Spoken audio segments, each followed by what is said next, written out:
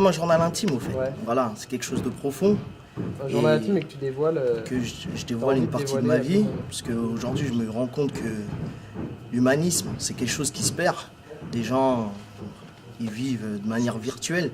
Sur Facebook, ils ont peut-être 4000 amis, mais quand ils sortent dehors, ils serrent la main peut-être à 2 personnes. Et voilà, j'avais besoin de réconcilier les hommes, voilà. Parce que sans l'amour de son prochain, malheureusement, tu peux rien faire. Et il y a un dicton que je dis dans le livre en disant que personne ne s'enterre seul, au fait. Ouais. Donc on ne peut pas être en retrait, on ne peut pas penser qu'à son nombril. On est obligé d'aller vers l'autre. J'ai tout fait pour être parmi vous, pour pouvoir animer ce débat avec mes confrères Nicolas, John et Paul. Ah, Paul, t'es mignon, Paul. J'ai pris 2 petites sœurs à moi que j'aime bien, je les ai mis dans le bouquin, je raconte un peu leur histoire, mais elles, on en parlera un petit peu plus dans le tome 2, parce que c'est vraiment la relation homme et femme dans le tome 2, donc je dévoile un petit peu, en exclu. Et dans le premier, voilà, c'était plus moi, mes défaites, mes victoires, mes peines, mes joies. La mort aussi, parce que c'est quelque chose, je suis confronté au quotidien malheureusement, voilà, la perte d'un pote, la perte d'un père, la perte d'une mère de cœur, etc. Donc j'avais besoin, entre guillemets, d'extérioriser un petit peu tout ça. Et si vous avez des questions, et surtout n'hésitez pas, il n'y a pas de tabou, hein. Toutes les questions qui vous passent par la tête, sauf les insultes envers les mères, bien sûr, je ne les tolère pas, sauf en cachette, je ne dois pas les entendre. À ce moment-là, vous demandez à Jérémy qui vous donne le micro, vous posez votre question. La notion de porte-parole, c'est quelque chose que je refuse, parce que personne ne peut porter la parole de l'autre. On a tous nos idées, on a tous nos préférences, et il n'y a pas de pensée unique, je suis contre la pensée unique, moi.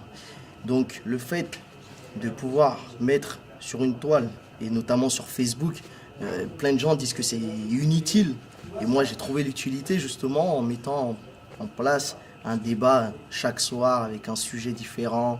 Ça parle de l'amour, ça parle de la violence, ça parle du rire, voilà, ça parle de religion et des questions existentielles.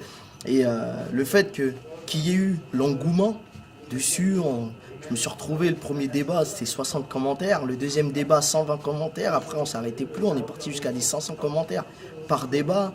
Le débat réunit près de 200-300 personnes qui sont vraiment sur Facebook, juste pour les débats de Jola Lobans. Donc pour moi, j'ai dit, voilà, je sens que les gens ont besoin de parler. Et comme moi, j'avais aussi ce besoin de parler, et ben, je vais pas raconter ma vie sur Facebook et je vais la raconter dans un bouquin qu'on fait. Moi, c'est Thibaut, pour ceux qui me connaissent pas, et pour ceux qui me connaissent, c'est Thibaut. Jola Lobans aussi. Jola Lobans. Jola Lobans, c'est cette personne justement qui a pas une culture unique, qui a pas de nationalité unique, qui a pas d'origine unique, et voilà, je suis un mec de l'humanité.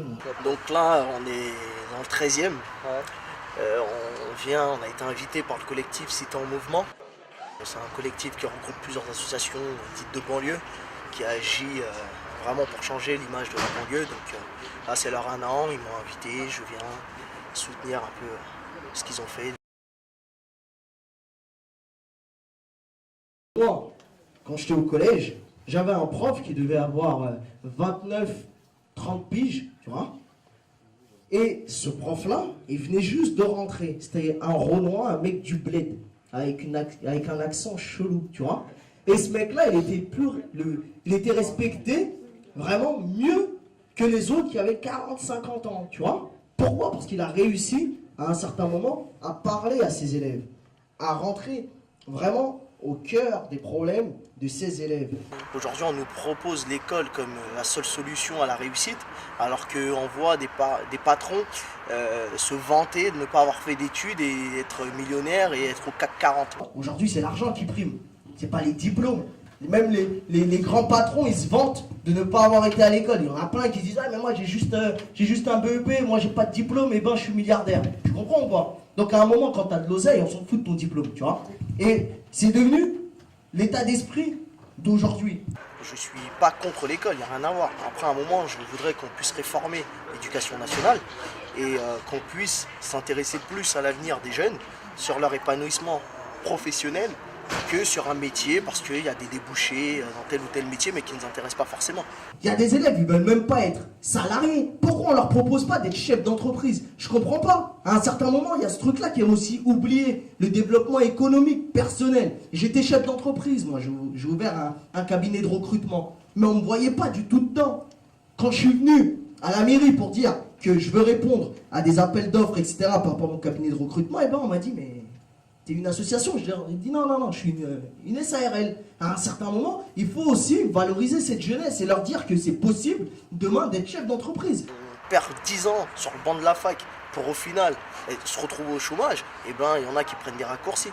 Voilà, les raccourcis c'est peut-être pas bon, mais aujourd'hui c'est une solution.